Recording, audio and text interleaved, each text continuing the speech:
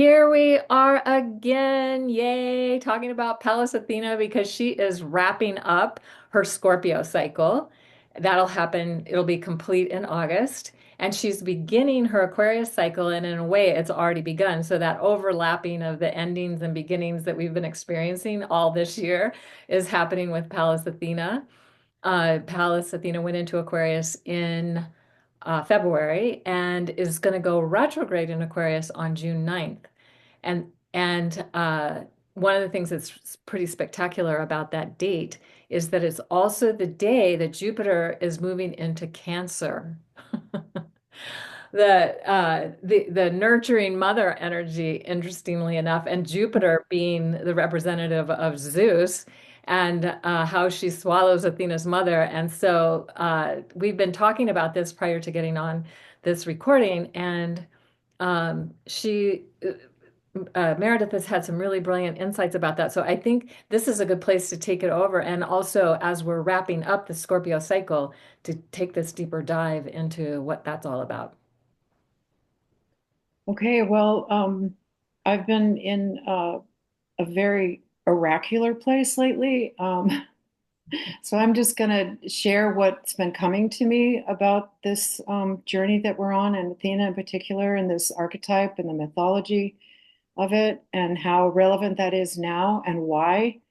I started by asking the question, why is this so relevant? And how how are these stories, these myths, how are they still relevant today? How are they still speaking with us? And I asked that deep question because I wondered if some of the people that watch the podcast go, well, why is this so important? And this is an old myth and it was made up by the patriarchy, and I don't know. So that was my question at the beginning of the month, whatever. And I've just been sitting with it, and I haven't written anything down. I haven't read any reference books. I haven't resourced anything. I've just been allowing it to percolate. And so from that journey, the first insight that I got, hit me like, whoa, the four women on the Supreme Court, whether you agree with their decision or not, those are four women in an Athena position who stood together, very much like the court proceedings that in the myth of Athena, where she was asked, who, is a woman, who are women. It's a birthright question. And she's at that time sided with the Orestes. Well, I was birthed by my father. So I think the patriarchy, the male holds the power here. Um, and when I thought about that, I thought, well, this is 5,000 years of patriarchy. This is that mythology, that story uh, was relevant for that time, for the archetypal energy of Athena, for her journey, and we have been on that journey together. So from there I went, so I looked at those, I'll just finish with that. I looked at those four women and I thought, wow, they stood for birthrights. They were standing up in a very Aquarian Athena way for birthright citizenship. How parallel is that? So then I went into what was I went into the story. I let it sit and percolate. And what I got was, I imagined, it hit me that Metas, when the patriarch allowed, or rather than warrior fight with Zeus, whatever, she was gestating the next, she was full of her babies. She was gestating. And she And was in the she, belly of Zeus because they swallowed she, her up. So right, she was, that place, that deeper place where yes, you feel the gut, in the yeah. gut, so to speak. Yeah. Yep. So she did that. She went into the belt. She was allowed herself to be swallowed by the patriarchy, knowing that in that way there would be a gestation, that she would continue the gestation, that there wouldn't be the destruction, there would be life growing in the dark, but it would still be vital, it would still be powerful, and she was there to gestate. And then Athena, um, how Aquarian, was birthed through Zeus's head. That never would have happened. This whole story playing out if Metis hadn't allowed in the darkness the gestation of and hold the female and hold what could be birthed. And so what was birthed was this Athena in the patriarchy. And what did Athena do? You know, I she kept she it's almost, I don't want to say played the game, because she was in it. She was fully vested in doing what was best, what she thought was best, like her mother in a sense, only she's out in the world. She's not in the dark. Her mother gestated in the belly of Zeus. Athena came out and kept with her temples and kept whatever vestiges she could of the goddess culture, and rose to a position of power, a position of authority, and she was the protectress of the city state. She was nurturing, but she's nurturing in a very intellectual way, nurturing in and now here she is at this time in the story, in the tale. Now what we have is 5,000 years of the patriarchy, and that has played itself out. And we're working on finding the balance. We're working on finding the new story, the new way to be. And here's Athena, having just gone through her gestation period, work through, as this archetypal energy has moved through us. The mother sister wound we've talked about her exploring. We've talked about the scorpionic journey that she's been on. And so now here she is moving into Aquarius, where with a deeper experience of connecting with her feminine self, connecting with her responsibility to the mother line or to the feminine, and doing it in a way that's inclusive, because that is Aquarian energy. It's not either or. It's like there's room at the table for all of us, men, women, other, we, they, she, whatever. There's this room for all of us. And that's the new world that we're creating. And so I got, what I got from this journey was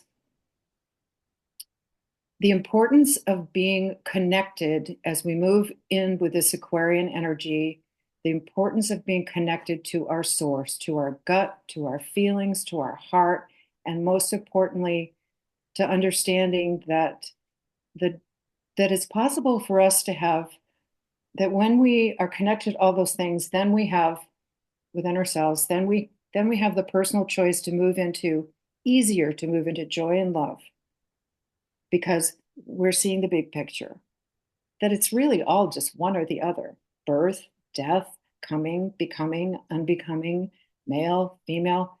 And so when we get to that point, we realize, aha, and this is Aquarians, this is very Aquarian. Aquarian can get above the earth, so to speak, see the solar, see the whole see the whole picture, and go, oh, this is the way it is. It's an in breath, it's an out breath. It's an in breath, it's an out.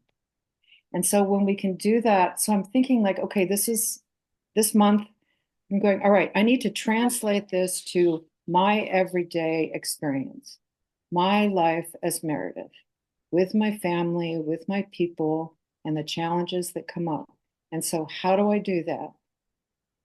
And from that bird's eye view and wanting to be the best human being that I can now and live my life as I was meant to live it, I'm thinking, okay, take this right down to the basics. In breath, out breath, in breath, out. And giving everybody and myself a break. you know, I mean, we're all doing this together. So that's that bird's eye view.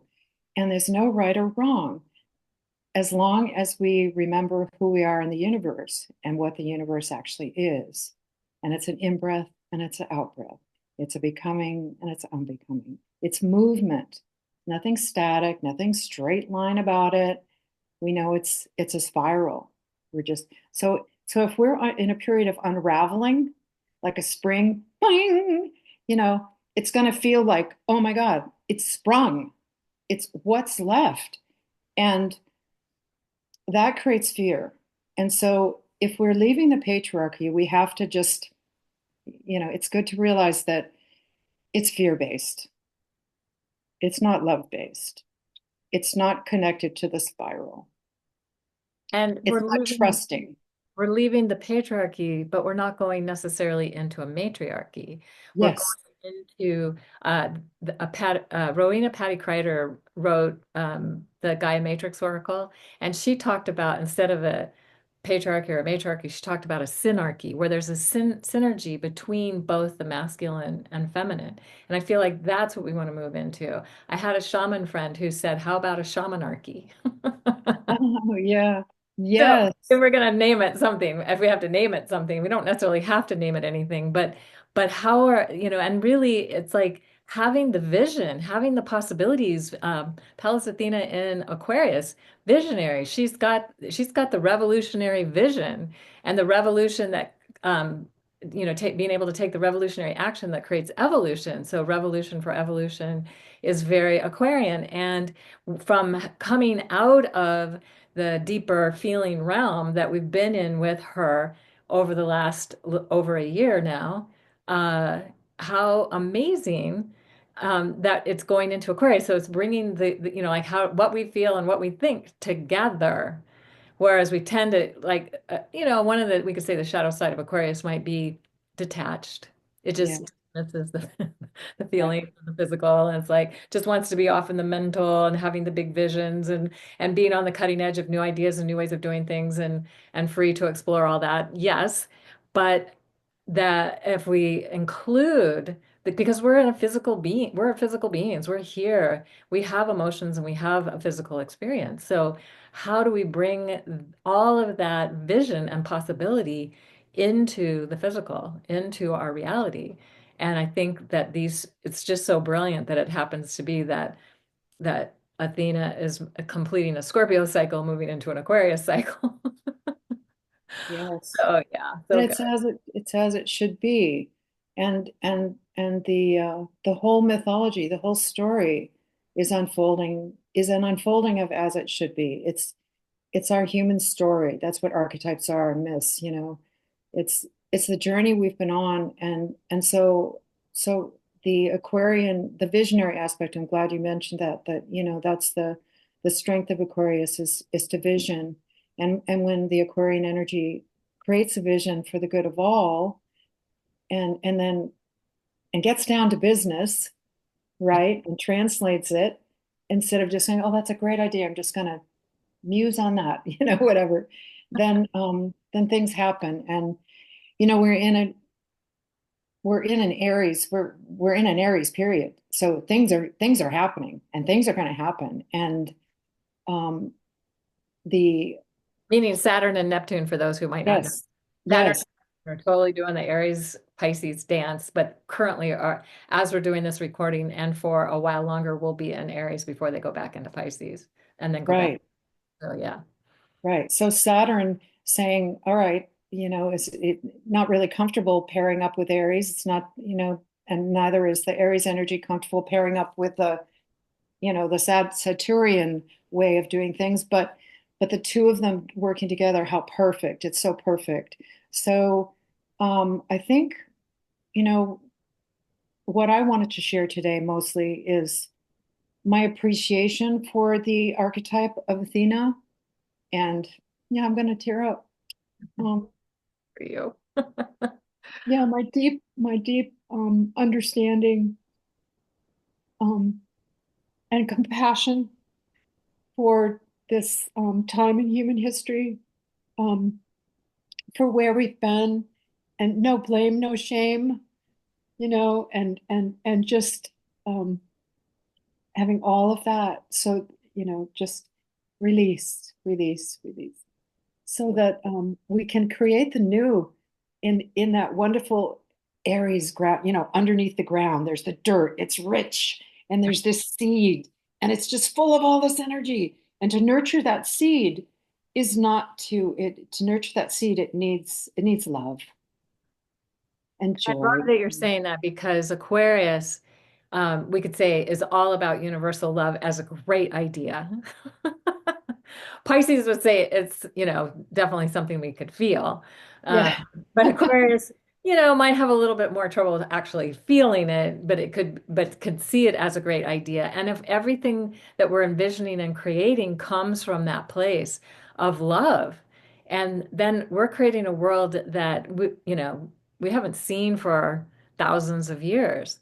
And it's so important for us to keep coming back to that and loving ourselves in healthy ways, loving each other, loving the world, the planet, all of the life that's here in healthy ways, and to be there to nurture and support it within ourselves and within the greater reality. And Aquarius has the ability to step back and see the big picture and see where that needs to, it's like, where does the love need to go right now Yeah. with to Yeah. ourselves and to each other? Yeah. And I'm thinking when you were talking, I was thinking, yeah, loving the good, bad, and the ugly equally, Yeah. right? Because Sometimes it's a little harder to do some of those. yeah, But yeah. Oh my gosh, but we yes. don't necessarily means that we approve or that No, we are sanctioning the right, bad and the ugly, but we're not uh I don't know if it's like if we give it love, maybe it can transmute and transform into something, do the alchemy and become something different because it's now being loved. right. I think wise action action comes from that place of wisdom, which is the first thing is understanding that we're all in this together. That's very Aquarian. The second thing is what is good, what action, that's Aries, can I take based from that place? And the personal action can be just as potent and powerful by, looking at your triggers, doing your stuff, forgiving those around you, forgiving yourself. Um, and and for some, that action is going to be on the front lines. We've talked about this before. Um, but the energy that we take, that we bring with us when we're doing whatever work we're doing, that's everything right now. And that's the new world we're creating. We're not creating from fear, from loss, from not enough to go around, othering. We're not creating from that. And so if we're fighting othering, which many of us are, thank you, all of you that are fighting othering. By the way, I'm very grateful that you're on the front lines. But I feel like the message that came to me was we have to be aware of the energy that we're holding when we are um, helping disseminate the othering, or when we're on the front lines. And we're not going to change and create a new world if we other the other, you know? Right. Well, if we do anything that has been uh, not helpful in the old reality, so and just become so the idea is then how do we become aware and how do we keep bringing awareness to that? Because without awareness, you're not going to change it. It doesn't, it just keeps repeating itself over and over again. So we bring that awareness, and I think that's something Aquarius is very much about, bringing the awareness. And then we can make better choices. We can create different realities. We can be, I think innovation and experimenting and uh, oh, there's another word that it just escaped me, but that when we're doing those things from the Aquarian perspective, then we are creating something new and different that hasn't happened before because we move out of that old energy and into something new and avant-garde, leading edge, taking us into new directions and new possibilities and revolutionizing our reality so that we can evolve into who we are really meant to be. I love that. So just a thought that occurs to me is that this might be a good place to end because we're in this place of this ending of the Scorpio cycle. So still feeling what we feel and going through that process and becoming empowered through those feelings, moving into this Aquarius journey and seeing what's the visions that are coming through for us, what's the awareness that's coming through for us, and then and then we'll pick this up with again when we like late July or early August or something, when we get to the opposition, when Pallas Athena is opposite the sun on August 7th, At 15 degrees Aquarius, that is the cross quarter. That's the February cross quarter point. And the sun is at 15 degrees Leo. That is the August cross quarter point. And those represent the between places, the between a solstice and an equinox, between an equinox and a solstice. Mhm. Those cross quarters, actually, both of those cross quarters are between a solstice and an equinox. So that feels like it's going to be spectacular. Yeah, full body chills when you say that. Yeah, that just it's such potent times we live in. Yes. To be human right now is like a courageous act, Right. So, and a joyful exploration too, and right. and work that we came in to do. So one more thing I want to mention about the station retrograde is that Venus, Athena, is opposite Mars when she goes retrograde. So there's the divine masculine in Leo opposite Pallas Athena in Aquarius at the time of the station retrograde on June 9th of this Yeah, year. yeah. And so what is being energized between the feminine and the masculine, and how are they coming together to revolutionize our experience like we've been talking about between the masculine and the feminine? And so this is station point. It's like for it to be opposite Mars, like a full moon effect, putting the light on all of this at the station point is spectacular. Also, so any final words, any thoughts about that? Anything you want to say before we wrap this up, Meredith? Well, I would say pay attention to that date this month. Uh, pay pay attention to June 9th and what's around it. Um, there's an opportunity there for clarity, for getting some insights about your life and the journey that you're on, your relationships to retrograding back, and it it's another go around for us. It's like a gift. So pay attention to what's coming up. Um, Notice, journal, watch, observe as you participate in your lessons. And because it's almost like a gift, a retrograde's like a gift, right? You get to go back a little bit. You get to check it out again. Oh, what did I miss? Or what else is there for me here? So, so this month, June, recognize that, you know. Beautiful. Yeah. And just another piece, because you said the days around it, which is excellent that you said that, because on June 11th is the way out of bounds, wild Sagittarius full moon that is going over galactic center, activating the galactic current sheet, going across the great attractor, and Venus will, I mean, Pallas will still be at her station point opposite Mars. It's like Mars only moves 1 degree every couple days, so they're going to still be there. So this is part of this amazing full moon energy that's leading us into the solstice that's going to also be amazing. So I mean, Yeah, so many more things, but we're here really to focus on what's happening with Pallas Athena as she is completing and integrating the previous cycle and getting prepared for the new cycle that's coming. I'd just like to finish to reiterate what you said before, and you have before, that this opportunity for the male and the healing of those two archetypal, those two energies, this is part of that journey. And it's Great. spectacular. It's a spectacular moment that we have Yeah. that's coming together. Yeah. So yeah, Yep. love that. Yay.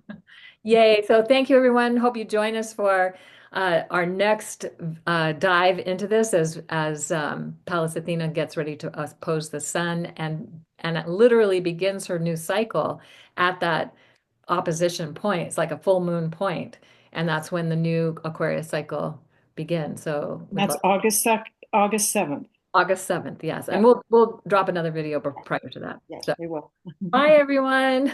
Bye.